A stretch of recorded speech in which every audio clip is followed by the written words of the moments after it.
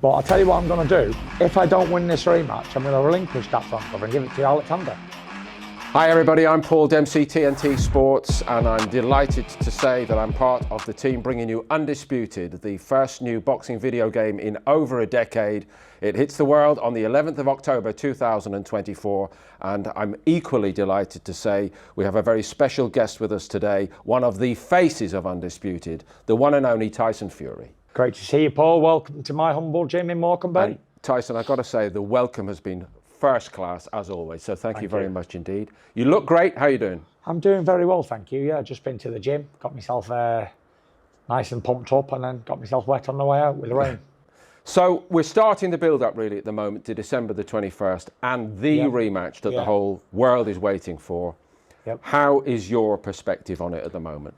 Just training regularly like I do usually. I'll probably go into camp around about 8 weeks out, like full camp sparring and all that sort of stuff. Yeah, looking forward to it, can't wait. Do you view the training as work? Because as you've said, you know, this is not camp time, but you always have loved it. It's my life. It's like me coming to the gym and doing a bit of training, whether it be boxing or running or weightlifting or whatever it might be. It's just like going for a shower in the morning or brushing my teeth. It's like a part of my daily essential routine. So I don't see it as work, no, I just see it as me keeping healthy and doing something I love to do. Mm-hmm. All the time, we've been speaking before we started recording here about other fighters, matches we watched recently, great fighters of yesteryear. You're absolutely a boxing man in every sinew of your body, aren't you? Yeah. So how much time are you spending now, Tyson, about the plan for the rematch, tactically, against Usyk? Not much time. I know what I've got to do. Nothing drastic. You know, people can say, oh, I want to change trainers, or I'll blame it on my conditioning coach, or I'll blame it on the cook, or I'll blame it on the mouse next door. You know, I'm not interested in all that. Same team, same everything. I know what I've got to do. I thought I won the fight last time. I give him, at that full fight, me being boxing all my life and watching boxing my whole career, I give him round 8, 9 and 10. And round 9 was a 10-8. So that's what I give him out the fight. But obviously, the judges saw it a bit different. A couple of them did. One of them had me winning. That's what it was. It was close as a police kneecap, as it can be. As it can be. Indeed. Didn't get the nod of the night. I'll make it right next time. Not the end of the world. You know, after being undefeated for nearly 2 decades, 17 years, I thought like maybe 10 years ago, 5 years ago, I thought like, oh, if I ever get knocked out or lost, I don't know what would happen. And it's happened and nothing's changed. I'm still doing the same old day in, day out, walking the dog, coming to the gym, looking after the kids. Nothing changes in the day of dad. I suppose if I was on my own in a penthouse in Miami with a supermodel and a Ferrari and a poodle, then things might have changed. I might have got left or whatever might have happened. I'm not sure, but considering I'm not that type of a person, I'm just doing the same old stuff I always do. Nothing much has changed. Nothing really. And it's given me a little bit of a lift because now I've got something to really return for. And here's the interesting fact that in 2 decades, no one has ever survived a rematch with me, standing. And all of the rematches that I've had with John McDermott, the trilogies with Chisora, the trilogy with Wilder, and I'm going into a rematch with this. I've stopped every one of them and knocked them out. So yeah, I'm looking forward to the challenge. This has been the most amazing journey, and all around the world, people have just embraced you for your honesty as a human being, as well as your obvious brilliance. Sometimes too honest. It's not a fault though, that is it? That's part of your character to be like that. It is, but you know, over the years, I've had no filter, and there's been no media training, there's been nothing. I've just spoke what I thought and did what I said and tried to do the best I could in the boxing game. And you know, I'm not some commercial product he's pumping out and is worried about losing a sponsorship or saying the wrong things. I've been real. I've stayed true to myself. Still the same old G I've always been, from the beginning to the end. Nothing much has changed. Other than I took me boxing more serious when I got to about 30. Then I started to really train every day and enjoy the process of boxing and being a pro fighter and that. But other than that, not much has changed over the years. I've done and fought and talked the way I liked, and that's been the whole story of it. And you know, in the first career, what I call the first career up until becoming world champion after Klitschko, and making the comeback at 30 years old. Like when you think of sports people at 30, they're usually nearly always done, aren't they? Whether it be footballers, tennis players, rugby, anybody. To make a comeback from nothing, 30 stone, to getting back to the top of the world again, that was an epic journey. And only yesterday I was saying to Paris, like, to make a comeback at 30 years old, coming back from 28, 30 stone, it's been an amazing career. That's as you mentioned it. I've been so lucky to do this job for so long around people like this, and their stories are usually incredible, but it wasn't a big world level heavyweight fight. But the return of this man in Manchester that night was special. It was unbelievable, Tyson. Yeah. It was like the world put their arms around you, wasn't it? Yeah, it was. I've never seen anything in any boxer like that before. It was an unbelievable comeback, and the journey from walking in Spain, being fat, saying, I've done this to myself, I need to come back now, it's time to return of the Mac, to like maybe 8 months later being back in Manchester at the MEN Arena. It was an epic journey, and something that I'll never forget. The difficulty of the task that I had to go through was ridiculous, and I don't know how I made it up there. I don't know how I made it coming back. I don't know how I lost the weight and kept it off. And I don't know how I turned my life around, but it's living proof that anyone can do it. Anyone can change what they're going through, and no matter where they are in life, then anyone can come back and do what they need to do and get back to where they think might be normal. Was it even more special because it was Manchester, your natural territory growing up? What are your thoughts now about the journey from when you were a kid? It's been an epic journey. You know, I always set out in this in this journey to be top of the world. And, you know, I started with that guy over there, Steve Egan, he's still here today, all those years ago. And maybe about 2004? 2002, coming to gym 4, started boxing. Yeah, 2002 to 2004. And I was always a larger than life type of belief, you know what I mean? I always believed that I'd be world heavyweight champion. And I did it, and it's been an amazing journey, the ups and the downs and everything. And I wouldn't change anything because it's given me the experience and made me the man I am today. Yeah. And what was it like being in that family group where everybody is so interested in boxing? And my understanding is that you would literally get out the tapes from the 40s, 50s, read up on fighters from the 30s. It's been a hobby and a passion of mine from being a kid. Like you just said, even the 20s, like 1800s and stuff, I watch boxing fights and things like that, and always really into it. But it's been a blessing and a curse to have the family who's orientated into boxing and so deeply rooted into it, because there's no off time. Like if I go around for a family dinner, we go out for a meal, the only thing they want to talk about is boxing. So that is good when you're a boxer to talk about it, but I'm not a job's worth, so I don't want to take my job home with me. I don't want to talk about it 24/7. And I remember, like, when I walk down the street, anyone wants to speak to me, it's not about the hedge next door or the grass is overgrown. It's usually about boxing. Yes. So I get it 24 hours a day. So it can be very repetitive and no off switch with it all, even at home. Where do you find the off switch? Because everybody needs one. My off switch is in here training. And no matter what's going on outside in the world, when I enter these doors and I'm training for an hour or whatever it might be, then I can be anybody, I can be anywhere, and it's like a solace, me being just totally free as a bird in here. But there's another whole dimension to a great champion.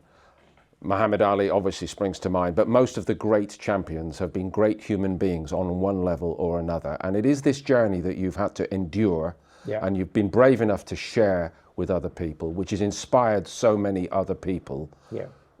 If I may say again, I haven't seen anybody else in your line of work do that. How do you look upon that part of your life? Probably a bigger achievement than the sporting aspect, because, you know, to entertain people on a Friday night, Saturday night, it's fantastic, great for an hour, 35 minutes, whatever it might be. But to actually save lives, and I've had up-team people, thousands of people approach me and say, you saved my life. And this is on a daily basis, wherever I go, people from all over the world. I went to Australia to watch Joe fight, and I walked in the shoe shop and a guy goes, he starts crying, he can't believe it. He goes, you saved my life. And I thought like he may have been like telling pork pies. Yeah. And then he took his top off and had this massive tattoo of me on his back with a saying underneath of it. I was like, this is amazing. That is amazing. All over the world, I've impacted people in their mental health and wherever it might be, and give them hope. And that's been a very special journey for me, and something that I wanted to well document when I was on my return. So people might see it and think they can do it also, and they can achieve what they want to and come back. And at that point in my life, there was no return. It wasn't about boxing. It wasn't about anything really other than just daily survival. So I think that anyone can turn their life around and get back to where they need to be also. What's braver for you, the bravery of a prize fighter or the bravery of a person facing deep, dark places and maybe on their own? Yeah, I think the deeper, darker places, the person battling the, as Winston Churchill called it, the black dog. It's very, very tough. Very tough. And I wouldn't wish it on my worst enemy. A prize fight's a prize fight. You go in there, you do training, you're going to get paid, and you're going to have a fight and do what you love to do. But to wake up every day feeling down and grey days, it's not a good place to be.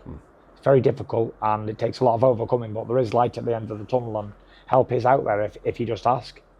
And I suppose with men as well, especially men don't like to talk about their problems and their weaknesses as they might think of it.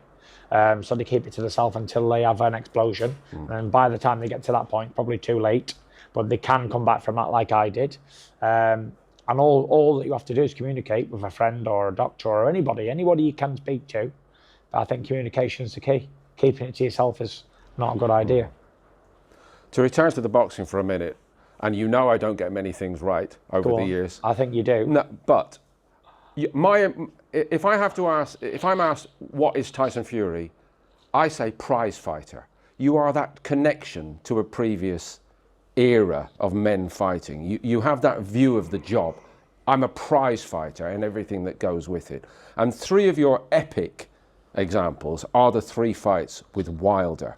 Yeah. How do you relive that journey? Because that was a lifetime in itself, a career in itself. Those amazing fights that I was very lucky to be at ringside for. It was an amazing journey, you know, coming back, having the 2, say, low-level fights, one in Manchester, one in Belfast, and then jump straight back in with Wilder, who was having his 10th defence of the World Championship active. It was a difficult task. But after facing him the first time, which was much easier than I anticipated it might be, because other than the knockdowns, I was just boxing my way to ultimate victory. Absolutely. And with Wilder, there was always that chance of just getting tapped once and it's all over. I think Wilder in his day, back then when I fought him, he was one of the most dangerous prize fighters that's ever lived. Everyone has a sell-by date. There's no mistake in it. There's no harm in that. But he was a very formidable opponent, and one touch and it was over. And in the rematch, I knew exactly what I had to do, just like I know what I have to do now. I knew exactly what I had to do, went there and executed it, and got the belts back. And then that third one was a fight that I didn't really want, not because I was scared or anything. It's just because we had already had 2 fights, and I wanted to fight the other challengers. And was sort of forced into doing that third fight. And the third fight ended up being probably the best fight of all of them. He got knocked down twice or 3 times. I got knocked down twice myself, and it was an epic battle. And all along these fights that I've had, the Wilder trilogy, the Dylan White one, the Chisora one, I could have walked away at any time. And decided not to, because not for the money or anything else like that, just because I actually love doing what I'm doing.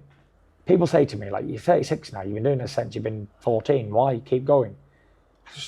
I just love to do what I do. I love to come in here, I love to hit that big heavy bag, I love to do me a bit of sparring and training on that. And I don't see there's anything better for me out there than to do what I actually have a passion for.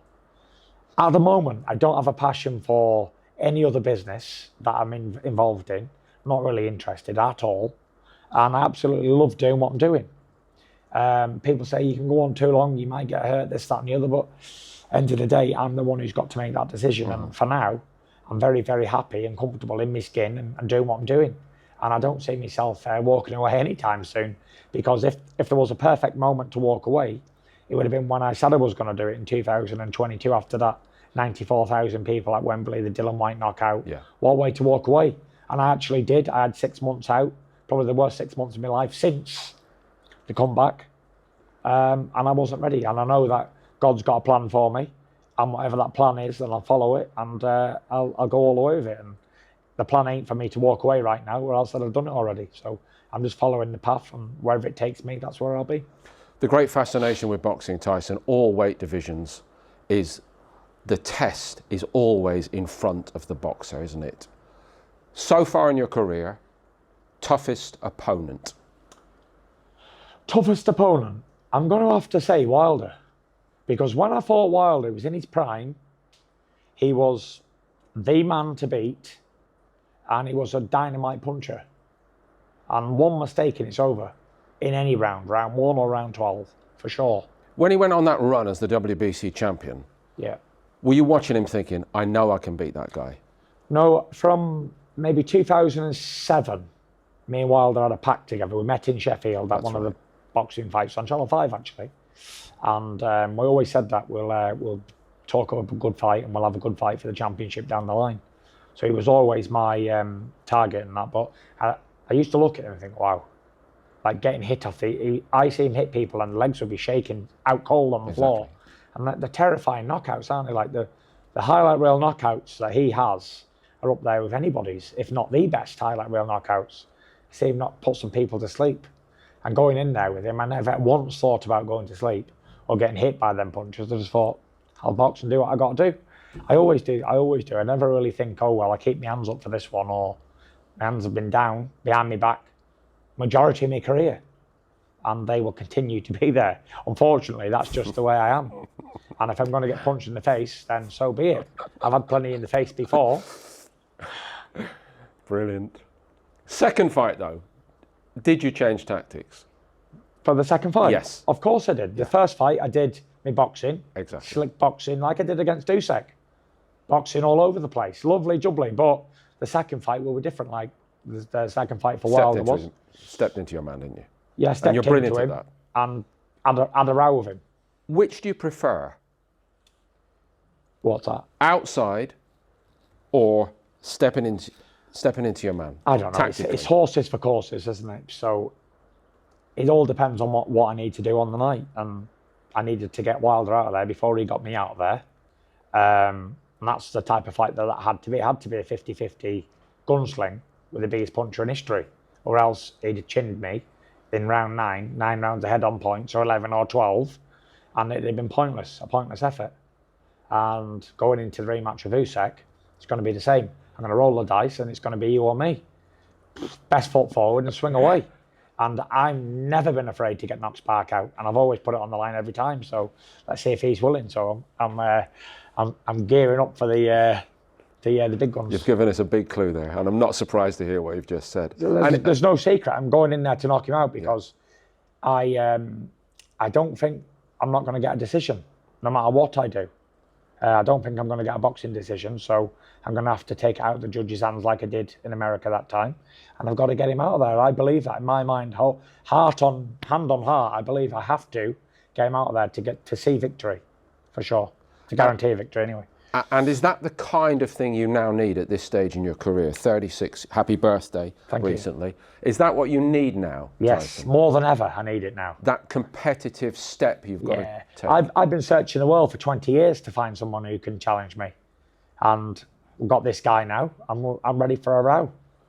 I can't wait. Can't wait for the challenge. And for the first time in years, I'm going in there as a challenger, not a champion. And I believe I'm better as a challenger, always, because I've got that goal of achieving something again. And it's given me like a fire underneath me where before I was a bit like, do I really want to be doing this, or this is easy? And now I've got a good test so I can grit my teeth, bite down on my gum shield and get stuck in. And I believe it'll be one of the great trilogies, me and Usyk, like Jack Dempsey and Gene Tunney. Going back to them days, they were great fights. And I believe when I beat him again, I'll definitely do a trilogy with him, 100%. It's got to be. One each and then the trilogy.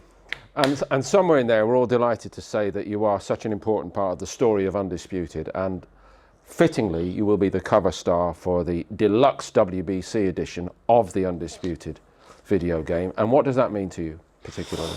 It's fantastic. But I'll tell you what I'm going to do. If I don't win this rematch, I'm going to relinquish that front cover and give it to Alexander. That's what I'll do with the front cover. I'll relinquish my right to be on that front cover, and I'll give it to Alexander the Great. But if I do what I think I'm going to do, then I'll keep the front cover. That's gallant, and that's a proper sportsman saying that. Yeah, listen, if I don't beat him in the rematch, then I don't deserve to be on that front. He does. Regardless of who's the bigger name or whatever, I'll give him that front cover for sure. How did you enjoy being scanned for the game? Do you know what? It was a fantastic experience. And in the beginning of it all, when I got that phone call years ago, how long ago was it? Almost 5 years. 5 years ago, I was thinking, like, it has been a while. Who are these guys? Is it real? Is it not? Is it pretend? And like, what is going on? I'm not sure. But, you know, I like the idea because I always played Fight Night before on boxing games and stuff, even on the Sega. I thought, yeah, I'd love to be in a video game. And I went down there and it was a proper job, like in this scanning machine and all the facilities to do. And it was amazing. I looked at the game back then, 5 years ago, it was amazing. Never mind today. And they've just come on leaps and bounds. The amount of people and fighters, referees, judges, ring announcers, commentary people they've got, I've never ever seen a game like it. Not saying it because I'm involved in it, but I'm saying it because it's the truth. I've never ever seen anything like it. They've got Ring Magazine, WBC, all these different organisations. Big time, big time. And for the young people, you know, you've got your own young family. Yeah. We all know that that's the world that they all live in. How important will this be, this game, to keep the next generation interested in boxing? I think it's vital because when I was a kid, I always had a keen interest in the sport anyway.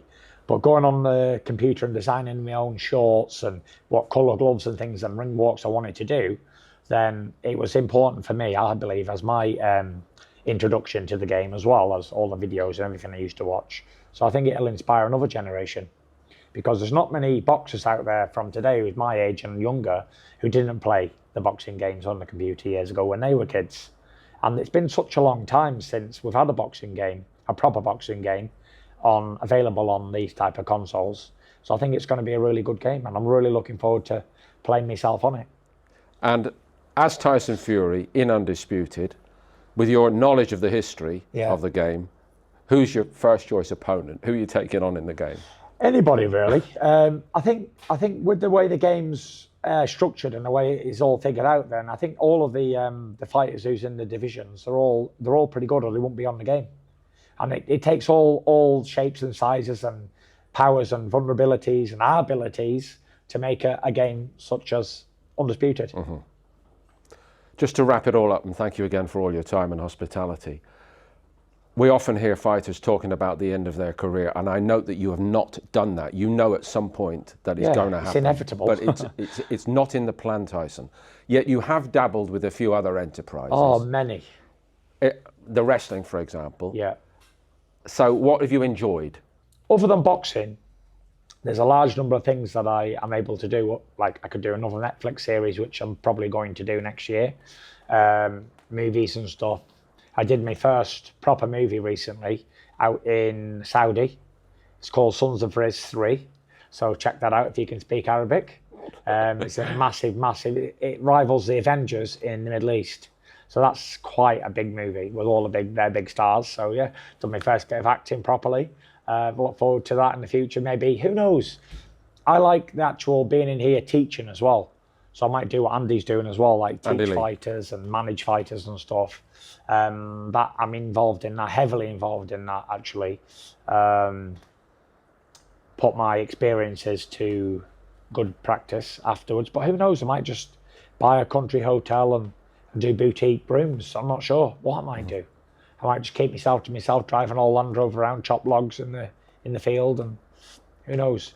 It's a very open world out there to see the abilities and availabilities, what I could do, but who knows? We might not even wake up tomorrow, so nothing's ever guaranteed, but all going well, future's bright, for sure.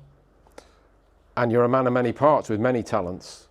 You make the rest of us feel slightly incompetent at times, to be very truthful. I think I've just been in the right place at the right time for all of those ventures and stuff, whether it be the singing and the wrestling and the acting or the Netflix or the boxing or whatever it might be. I suppose it's all timing, isn't it? Being in the right place at the right time, knowing the right people, I suppose.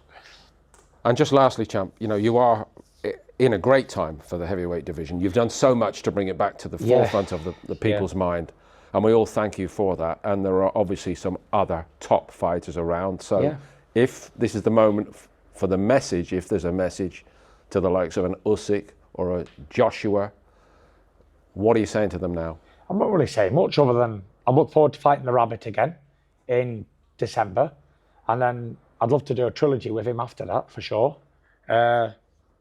Joshua, he knows he's getting it. Even if we're 50-year-old, he's got to fight. There's no escaping it. He cannot escape me. Even if we are 50, we're still going to sell out Wembley. That's a fact. And anybody, they can all get it. Because looking at the division, like, I don't see many superstars coming through and many big names. Like, me and Spencer were talking about this recently. Like, who is the next generational superstar heavyweight? Who's going to take the mantle? One of my proteges, Jared Anderson, just stepped up too early recently. Who else is coming? I suppose you got that big two-time Olympic gold medalist guy who's not much younger than me. The Jalal, I saw him last at the Olympics. Yeah, he's a good guy coming through, and there's a few other big heavyweights, but they're not stars, and they're nowhere near them. So I'm not sure who. Like I had Muhammad Ali, Lennox Lewis, Evander Holyfield, Mike Tyson, George Foreman, Moore, all these guys to look up to. And like the generation today, they have Usyk, me, Joshua, Wilder. There's all these fighters to inspire to be like. Where's the next generation? I've loved your company today. Again, thank you very, very much indeed. And if I might, as a boxing fan, just say one thing. The last list that you gave there, part of your legacy is you stand up there with them as a champion, as a human being, as well as a boxer. Thank you very much. Appreciate it. Thank you very much.